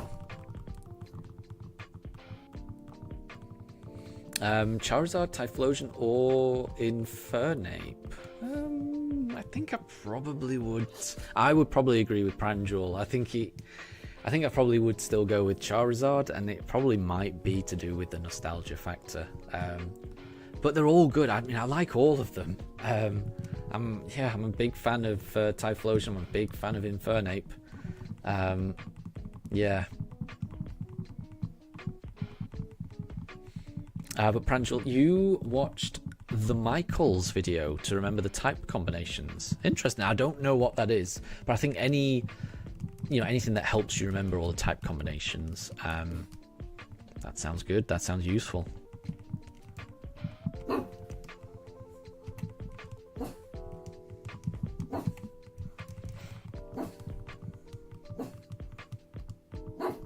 Oh, interesting, Homer. So, you appreciate that Charizard is a good Pokemon, but when it comes to your favourite starter, you go with Chikorita. That's an interesting one. Not a lot of people go for Chikorita as their favourite. Yeah, the least used Pokemon in the second generation. Why is Chikorita your favourite? Because it's the one that I chose when I first played Silver. So, yeah. I'd be interested to know why it's your favourite. Because I'm a big fan of Chikorita. When Legends ZA comes out, I'm kind of hoping to do my playthrough with Chikorita. I'm leaving it up to chance because I'm fairly certain I'm gonna let the Pokemon Center decide who my starter will be by just going with whichever Pokemon plushie arrives, because it will be random. That will be the Pokemon I do the playthrough with, but I'm secretly hoping they send me a Chikorita. Sorry guys, having OBS issues. Yeah, apologies for that. I've just had a notification of OBS saying it disconnected and then it reconnected straight afterwards. Yeah. Capman, sorry, I am still here, but there was definitely, I got quite a few error messages there, saying that OBS had disconnected and then reconnected, so apologies for that. I'm hoping the stream, everything looks okay now, but there was definitely an issue just then, so apologies for that. Yeah, hopefully it doesn't do that again. I mean, there's only 12 more encounters left for this stream. But yeah, apologies for that.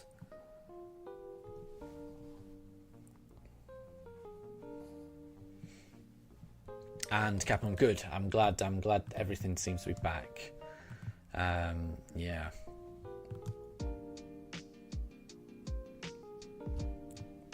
And so Homer, picking Chikorita as your starter in the original Johto games, Silver and Gold, took a fair bit of patience because the first gym is the flying gym. Yeah, I can imagine. Yeah.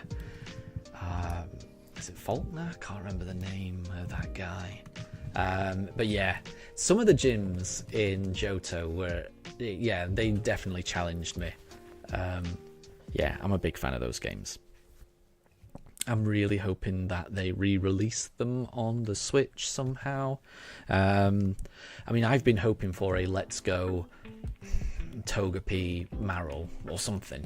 You know, a Let's Go Johto series of games, you know, as a sequel to the Let's Go Pikachu and Eevee, because you know, I know those games were not to everyone's taste, but revisiting those games recently just reminded me of how good they are, and I really like them.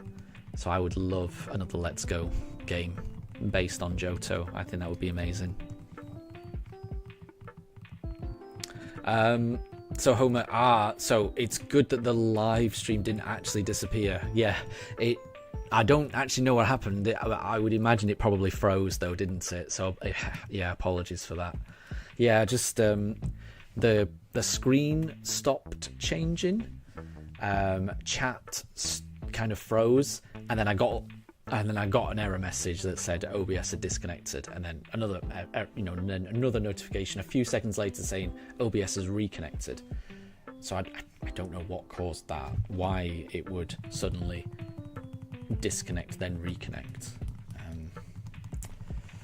Oh well. And Wolf, you're going to change Houndour's nature to modest? Yeah, that makes sense, doesn't it? Because it's a special attacker. Yep. And Deb, yeah, you thought it was your network that was broken. What I would say is, if there's ever any lag while watching my stream, I would point the finger at me before pointing the finger at yourself. Usually it's an issue on my end. I think it's, I mean, there's two things it could be with my stream. It's either the internet just goes down, which I think was the case a couple of weeks ago. I think I did genuinely have internet issues that I had to reset the router for a very long time in order for that to get rectified. But I think there's also just the issue of I'm streaming on a PC, and it really is not a gaming PC. It's not a particularly powerful PC, and it just may be that my PC itself isn't that powerful. So there's a whole multitude of reasons that lag could be occurring on this stream, and it's all to do with me. So apologies for that if and when that does happen. So Pranjul, your favourite starter in each generation goes Charmander, Cyndaquil, Treecko, Turtwig, Oshawott,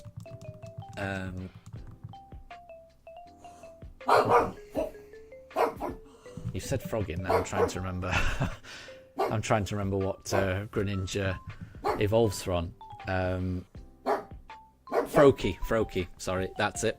Froakie, Litten, Fire Bunny, Scorbunny, and Fuecoco. Yeah, I mean, a lot of those I would completely agree with. I'm totally on board with Fuecoco. Totally on board with Fuecoco of the Paldean starters. I mean, that's the only Paldean starter that I've got a plushie of, so I'm on board with that as well. But yeah, there's a lot of good choices there. There's some that I'm different on, but they're all really good choices. No, Daruk, no.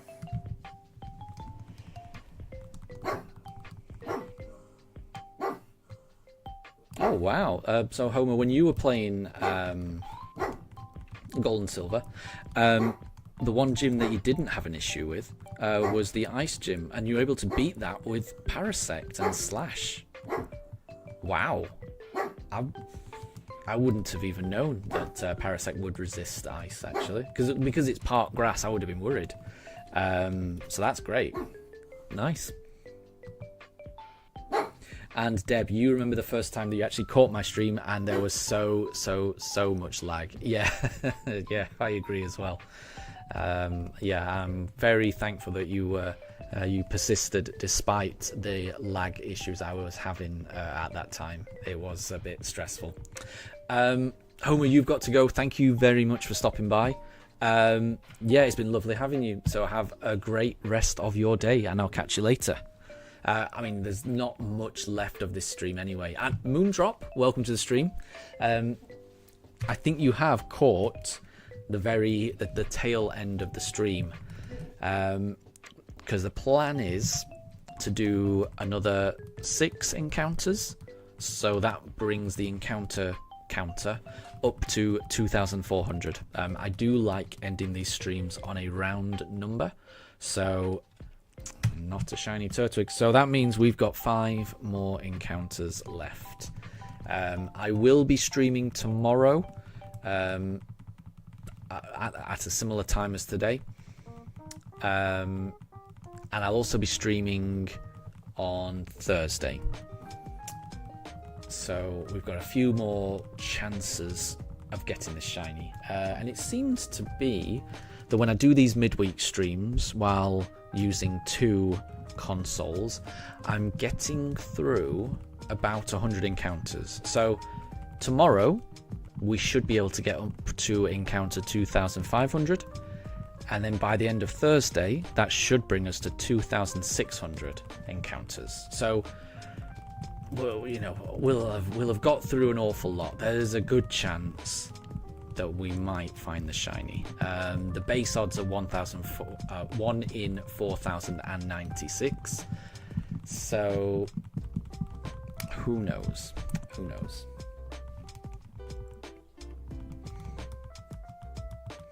Deb, you don't understand why there's love for Johto and Unova. You hate those generations. I mean, so Unova I don't know too much about. As I say, I played generations 1 to 4, and then kind of stopped, and then picked it up again with 8 and 9. I could talk at length for the reasons why Johto is a special region. So I'm happy to defend Johto. So Kanto was revolutionary when it came out, but it was also pretty basic, and it was also pretty buggy. There was lots of things that didn't quite work. You know, you could even completely crash your game by surfing the wrong way on Cinnabar Island and encountering a random barcode Pokemon called Missing No. So it was a bit of a hot mess, the first generation. When the second generation came out, Gold and Silver, it fixed so many issues. It introduced so many mechanics that you take for granted now. The first games were they were wonderful, but they were also quite basic. And having another generation where you could still trade with that previous generation, so you could bring all of your favourite Pokemon that you spent time with in training up, and you could transfer them over to the new game. There was a night and day cycle that Johto introduced, which blew my mind. You know, certain Pokemon would only appear at night, so I would stay up late at night playing my Game Boy to try and find all the Hoots and the other, you know, nocturnal Pokemon that would be around. It introduced berries, so you could, you'd harvest berries on trees and things like that. It introduced breeding, so it introduced genders to the game, and Pokemon eggs and things like that. And this was at a time when I was still really heavily, invested in the Pokemon anime. So I'd already seen, Misty carrying around her Togepi and all those Pokemon eggs. So I was really excited about that as well. It also introduced held items as well. That wasn't a thing in the previous generations. It was also just more of a game. It was more challenging than the previous generations. It introduced a whole load of Pokemon that I really love to this day. So Mareep is one of my favorite lines, evolution lines, and that was introduced in Johto, but there's loads of examples of that. Johto is a really good, Tyranitar as well was that generation. There's so many really good Pokemon that were released in that generation. So the game was more challenging than the previous version. When your reward for finally beating Johto was that you could even go back and experience the Kanto map. So you could take a ferry and then just explore Kanto as well, which I'm still to this day baffled that they don't do that anymore with any other game. Why they don't allow you to experience, a new region or, a previously explored region as post-game content, because it's just such a good idea. And those are all the reasons I love Johto off the top of my head. There's probably a lot more reasons that if I actually stopped and think about it, I'd have more reasons. But I just think they're wonderful games. And I remember thinking they were wonderful games when they first came out. So yeah, I think everyone's got their preferences though, because I bet everyone has a particular region that means a lot to them as well.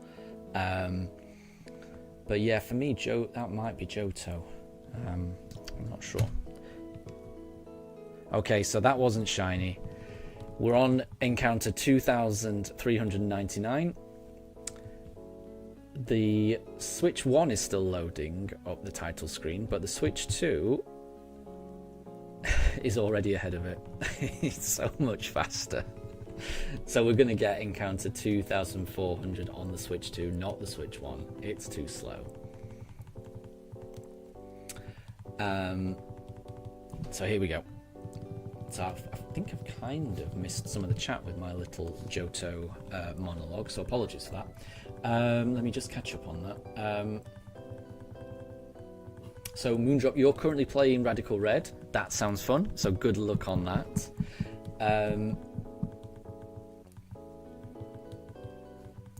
Pranjul, when you actually played Platinum, you refused to catch Starly because you thought Staraptor looked a bit stupid.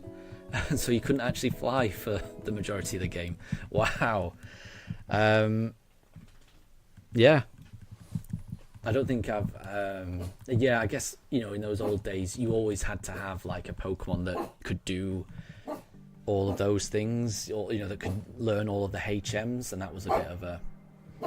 That was a bit of a drag, wasn't it? I used to hate that, having like a HM slave, have all of the surfing, cutting, strength, etc. Apologies for my dog barking. Right, before I select this, I just want to catch up on the chat, and then we'll select our final starter for the evening. So... where are we?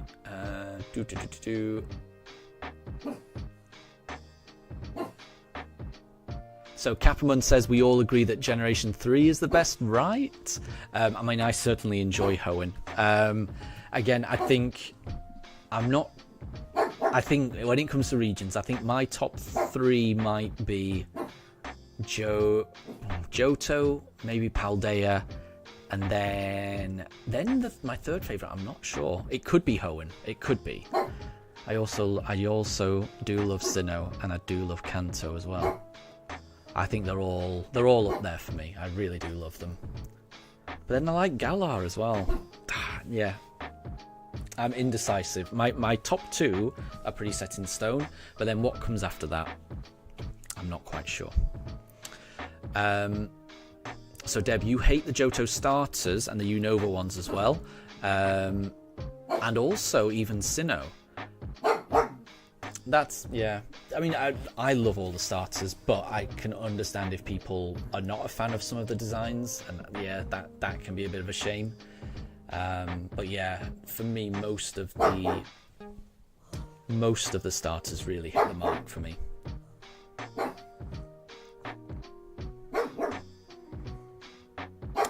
Deb, did the OBS crash, or was it the network?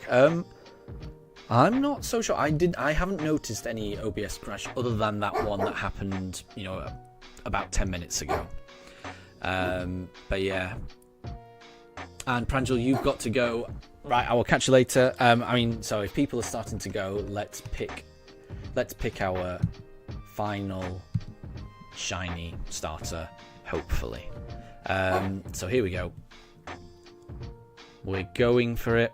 This is encounter 2400. It is not a shiny Starly, and it's not a shiny Piplup either, I'm afraid. Oh well. But we have reached 100 encounters this stream, which is pretty good, I think. And that's it. So I will be streaming tomorrow. And I'll also be streaming on Thursday. So these will be similar length streams. So it seems to take me about 2 hours to get through 100 encounters. Although I'm not sure I was particularly efficient today. And I may have even missed a few on the counter. I feel like we may have done more than 100 encounters, but not quite sure. But yeah, just a big thank you to everyone that joined in the chat today. It's been really lovely talking to you all. As I know I've said before, these streams are a really nice way for me to just kind of unwind, especially after a long working day. So I really appreciate being able to do this. So thank you all for let me play play together. It's all good, and I do appreciate it. So good luck on everyone's shiny hunts. Have a wonderful rest of your day, and I will catch you all later. Okay, bye everyone. Bye.